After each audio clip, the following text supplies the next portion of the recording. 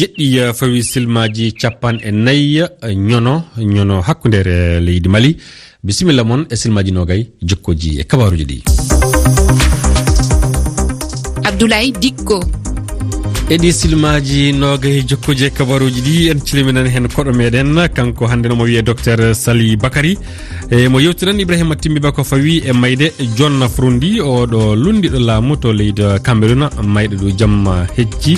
hankin hoɗum hen wawi jokkude e bangal fedde makko politique nde naado e dawro jata to leydi Cameroun e nde mayde o gorko mo duuɓi capan e jetti e go'o caggal majum jabɓoɗen kanko Oumar Mamadou Sow mo janganen ko winda e jeydeji ɗi timminere na wiyata ngo jantore meɗen mawde to leydi Guinée woni ko paaren handen e nde fawi e dow sukaɓe handen ana keewi e yiɗɓe tawede e yiɗɓe wallifade e dewte fese tawi tiɗelaji kewɗi ana mata hen Mamadou Dionga Siba waɗani en nden jantore mawde fadde ɗe toɓɓe noon bisimilla moon e yeftere coftal ɓalli e yeftere coftal ɓalli Oumar Mamadou Sow asalimina mi salmitimom Abdoulaye Dikko mi salmini heeɗiɓe ɓe kala to ɓe goni no ɓe goniri hande aɗa hooli so tawi Saliou fini Saliou mi yo finide mbo ɓoƴƴo butuŋaji ɗini hay bisimilla tigi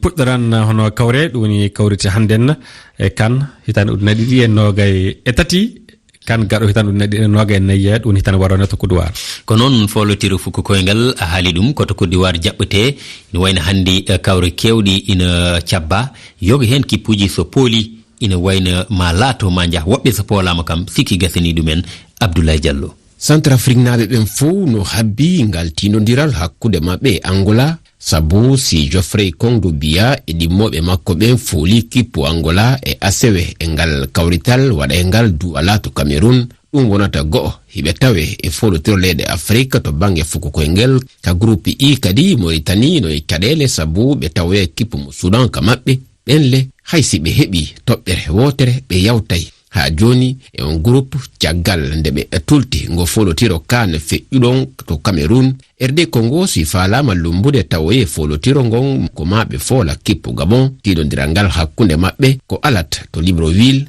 kippu Gambion kadi haɗunoɓe ka nayaɓal timmode kadi si falama yawtude ɓe tawoye ngo folotiro ko maɓe salo wawede hakkunde maɓɓe kippu mo Soudan kamɓe Soudan siɓe fooli tun ɓe yawtay tiɗodiral gongal kadi ko hakkunde Guinée Égypte kippu kala ko toɓɓere heddani ɗum ngam yawtude tawoye ngo folotiro fuko koyngel Afrique ngo Côte d'Ivoire woni e jaɓɓade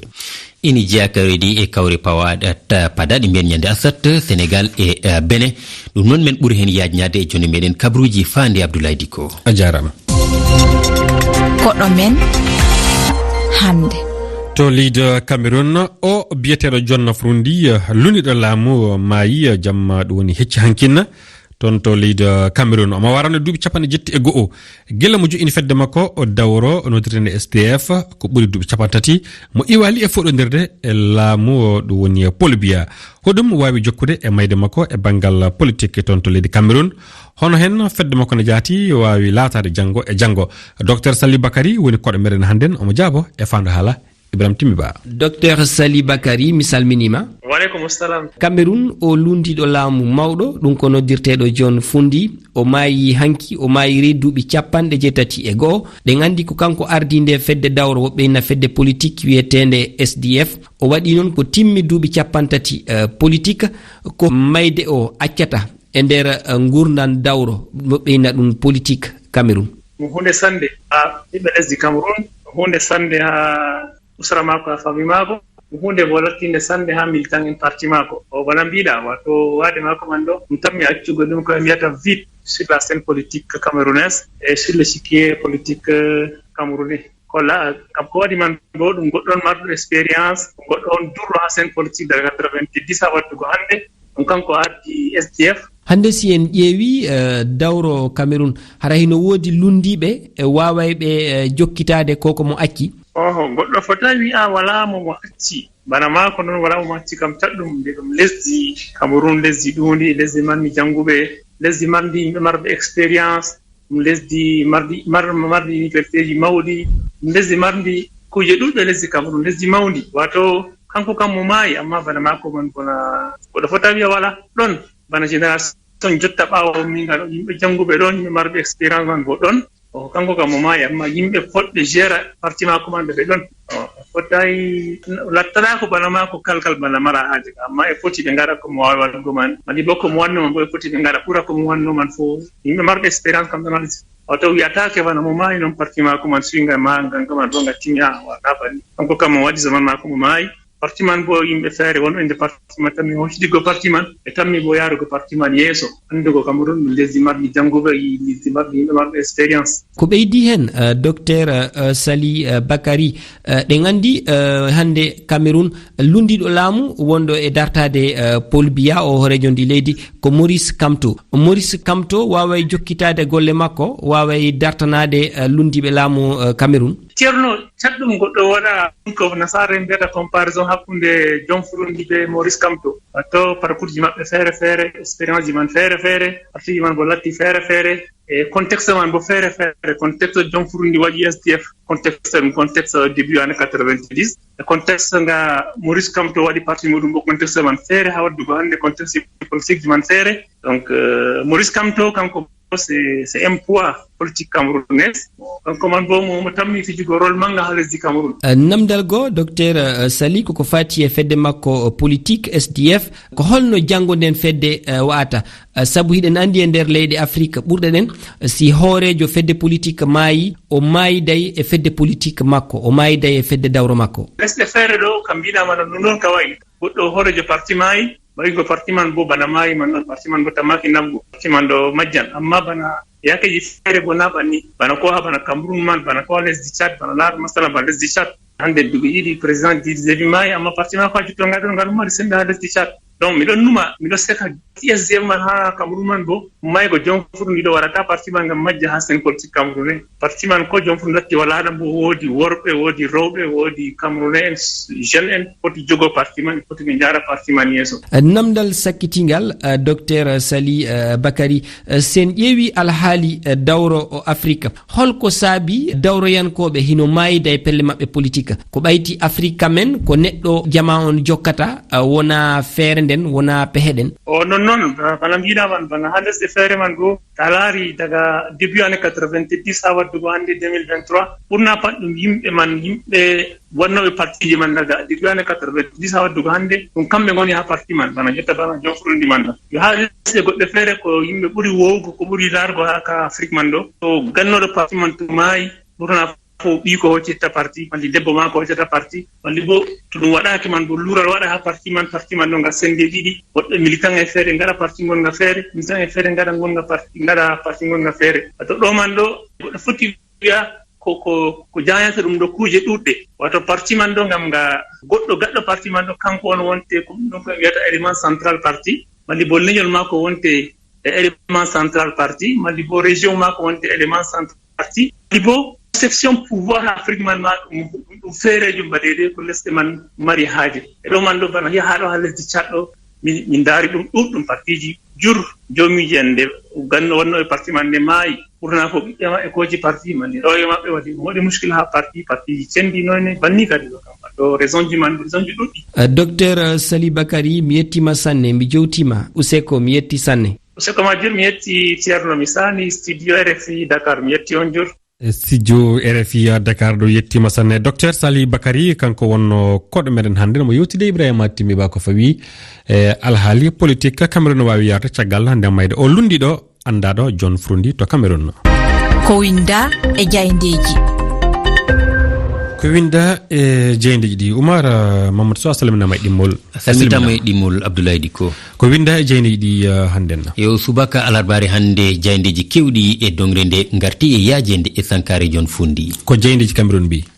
eyi ko natal o gorko tawte e hello arano jayde Cameroun Info yeeso ñirɓinigo ombo watti costume kam e laafa adantewo e pine leydi ndi John Furundi ina jeyno e ɓe lundiɓe e darinoɓe ha keptina e jaɓɓal mumen o jarannode duuɓi 72 hoorejo duumiɗo landa SDF mbo sosno ani makko wonno ko immade gardigo ngon landa e lewru jeeɗe ɓuuri fandu darade e saaha bo batto huɓde dingu ngu wonno e jooɗade kono noon geno joom baɗi e bawɗi fellitiri hono dani e wiide Cameroun Info mawɗo wallundiɓe laamu Cameroun bange tawi ko haqqe duuɓi 27 kanko John Fundi o lawɗini o ñiɓni kuccidiral makko e hoorejo leydi ndi Paul Biya gardiɗo landa RDPC kanko Paul Biya ni o rutti John Fundi teddugal hanki e wi jayde Actu Cameroun o holli sunare makko no mawni caggal maydi oɗo kabdiju makko e fannu dawru gila hitande 1990 ha ɗo o yari ɗo. Paul Biya wi ko neɗɗo mawɗo o wonno ko saldo tiɗdo fokkoti e gurdam dawru leydi Cameroun kono kadi ko gendiyankejo keptinaɗo mo sikki ala yiddi muɗum e Cameroun. mo lundiɗo noon Paul Biya mo tariki heptini wi en Jeune Afrique laabi tati ombo foɗodiro e Paul Biya horeya ko leydi ndi o heɓani polgu John Fundi e tima e peeji kala o siri dow o sammi less ngam yandindi on Paul Biya laamiɗo Cameroun woni joni duuɓi 40 kono noon on ɗum ɗon de laataki so tawi tarike leydi ndi e dawrugol so ina winde inde makko ndede ko kuɗol kanŋe windirete waɗe ŋeñanɗe kalis sinkirene kadi cuuɗari kelɗundi ko ni wi en oɗo avocajo kono kadi ko dawriyankejo biteɗo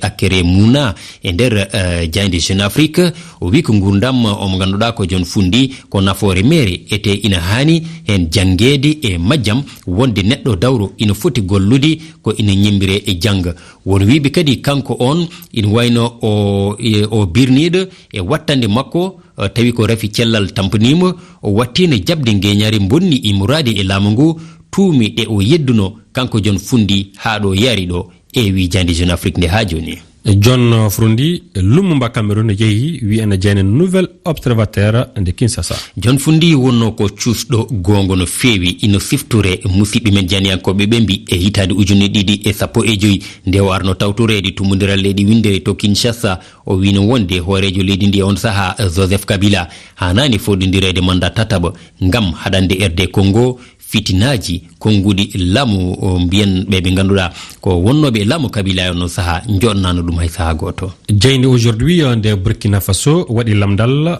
homo woni naɗo homo wonata dono John Fundi o acci lando makko SDF o ina fecci tawi hewɓe jalti e makko caggal poɗodiri hakkude mabɓe e gardigo yoga e galluji e nder leydi ndi horeya ko lando o kadi pooɗe ndure mawɗo ina teska hen ha tengde o saha mbo yeehi ina sikka kay lomto makko ngo ma waɗ haalullaji ne feewi. Abdoulaye a jarama. Abdoulaye Dikko toɓɓe mawɗe jewtaɗe kabaruji meɗen alalbare hannden 14 jeego ɓordu hitande ujunere ɗiɗi e 23 gonno ɗo o Sénégal ko ɓuuri balɗe 10 deƴƴeɗa no woodi caggal ɗum woni majireji puɗɗode lewru ndu deƴƴeɗa no woodi jonon bonandaji e ɗi majireji ana keddi e teykede keguen jagorɓe taton jeehi teykade ko bonna e ɗo bisuji BRT ɗum woni ɗi karuji kani ƴaɓɓoɗade to leydi Mali duuɓi 3 kaso woni ko procureur tewti Rasbath Jukke avocat e makko ana tewti mo yoppite omo tuuma tawdede e bonnoɓe toñude hoorejo leydi ndi e haalde komo walana dalili sariya ka timmoɗe muɗum namtama 11 darotondu.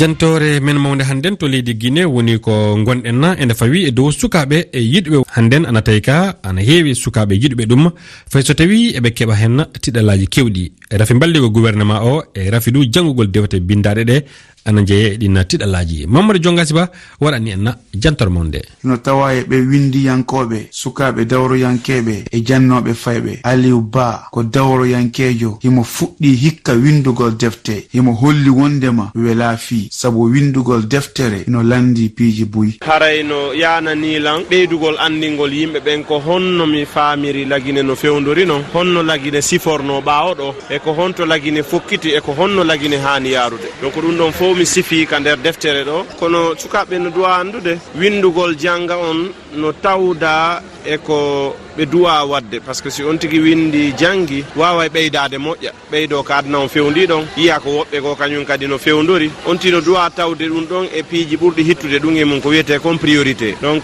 no hollirɗon ni buy itta e dongal jawdi sooda piiji buy ko welata ɗum kono defte ɗen no duwa tawdede e ko yimɓe ɓen sukaɓe duwa yiɗude e ko ɓe duwa wallitorde ko hittingol ko ala gandal wo ala nafa si gandal heɓike needi wattiɗo haray ko yiɗiti ko lendi nafitori. Halimatu Balde windiyankojo bambanowo rewɓe wi makko golle ɗe wela fi leydi Guinée. Hande windugol ngol ɗo no ɓetti fi moƴƴa gogo a winday deftere adda harayme ben ɗuɗata sodde janggo soday ben ɗuuɗa falteɓe jangude ɓen ko welata ɓe ko a ƴettu okkaɓe woni men sattinande ko fi bibliyaɓe komin windata ɓen ko ɗum ɗon kadi hoya fi a windi deftere say ko ɓe nde yalta ɗon a ittay mbuuɗi seeɗa ɓe wawma nde a sooday wano ɗi capanɗe jooɓi ko winduɗa kon fiyo me wawi ƴettinde ko ɓe men itta mbuuɗi siko min faala hollude kon wawa yaltude andi sa ɗowta windowo ɗeɗa wawi soodande on tigui livre on andi o livre ko moƴƴinte wona lagine ɗo minen ka joni ɓe walli men min heeɓi isi moƴƴinowo ɗin ɗon livre ji andi siko towowa moƴƴinede paasi yoɓan so wattama moƴƴinede ɗo haray paasi ala andi haray ɗuytay coggu mum ngu ɓe wallata men kadi hono ɓe jangga livre ji kelɗuɗi ɗi paɗe ka programme ka pay koye jannete ɗum ɗon kadi waway min wallude. Oumar Toutiya Bari windiyankojo mo deftere mo yewti fi ngaluji leydi Guinée. sattende molnade par ce que si innama fi ngaluji leydi no andi ko mbuuɗi woni e muɗum haray ko inde média donc a yeehi ka gouvernement landiki information ɓe jaɓatama jonnude a yeehi ka société a landiki information ɓe jaɓatama jonnude sa yeehi kadi fenɗo ka communauté ji ɗi wonto a landiki ɓen ɗo gaare ɓe huuli donc gara sattende molnaɗo no woni e yewtugo fi ɗi ngaluji par ce que ko piijotoɗa hara mo kala no faala suuɗude mi jokkuɗo ko yata duuɓi sappo nde ɗaɓɓutude ko komi windi fimo ɓe nder ni duuɓi sappo ɗon Allah muyi mi heeɓi seeɗa e muɗum ko ɗum yalti. Dieynab Diallo yeeyowo defte himo fotta e caɗele e nder mum.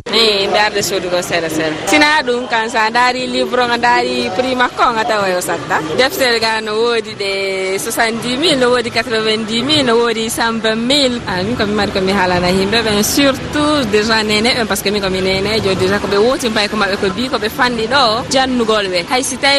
si tawi na yo janngu ko windi ko yo wotu tun taw fontugol livre on daara dessin ji ɗi so woti fontugol livre on yara dessin ji ɗi ñande go guiñay o jangga ko woni kon ka ley dessin ji. Mamadou Alimou Diallo ko hoorejo suudu yaltinendo defte noddirtendo Mamoun édition kono himo wulliti fota. Kono ko min fuɗɗirta ko yeygol livre ha so min heeɓi idée min amene ɗimmoɓe amen wontirɓe leydi Sénégal kadi min kadi mi créé tuuɗineten ɗum Mamoun édition sattende no ɗuuɗi ga moƴƴa pay koy koye ala ɗuɗde janngude ɗon kadi ko noon sifori mais kadi tigui say pay ko janggare ko mawɓe woni tigui ni wallade pay kon ko janggi so mawɓe encouragé tun kono ɓe sodirantano ɓen téléphone ji ɓe sodiranta ɓe ɗon paɗe sattuɗe haray ɓe wawi sodande ɓe deftere ɓe jangga ko si a janggi si nafa ko si a janggi si ñawda ko si a janggi si janna. Mahawiyatu Diallo ko jannowo fayɓe e himo andi ko honto caɗele ɗe woni. sa yon no fewndori ɗo ni defte ɗen fof wona ɗen janguete ka nder duuɗe haray si tawi woni wona laamu ngun no hatto jini e fiyo fay ɓen artu e fi janngugol ɗe defte wona ɗe windede goɗɗi ɗin no duwa tawnede e nder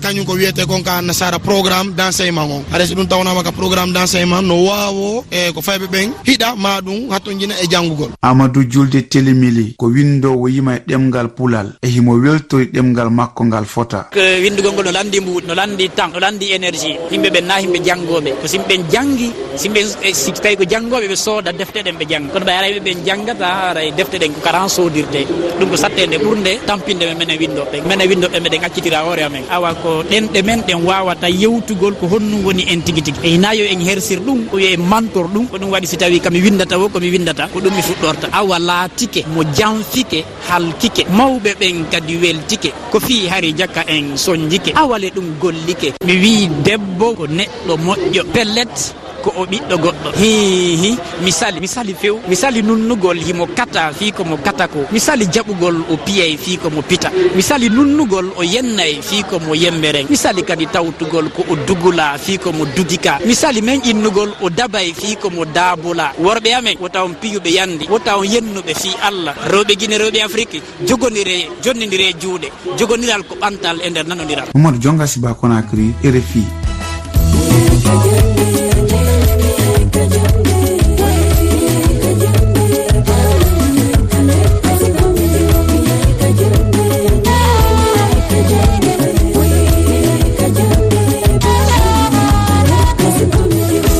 Jidiɓe yo hajde fayɓe mo janga yo jande dina kana fay jande lekkol wallay jande rewa gorunde yum ɗum no ɓurini ndi non kono noon jaatiya ngol jimol ɗum woni rika fawi ende jantore nde Mamadou Jonga Siba waɗani en e banggal sukaɓe yiɓɓe walli faade dewte toon to leydi Guinée ngol jimol aɗa jogui manade Saliou Diaw janggen jonnon keɗoɗen en ko gonɗen ko a jarama Diaw Dia golɗe peewi enen ɗo silma capon tati kabaruji goɗɗi a heɓu ngal ɗo gandal ko haqqil woni ma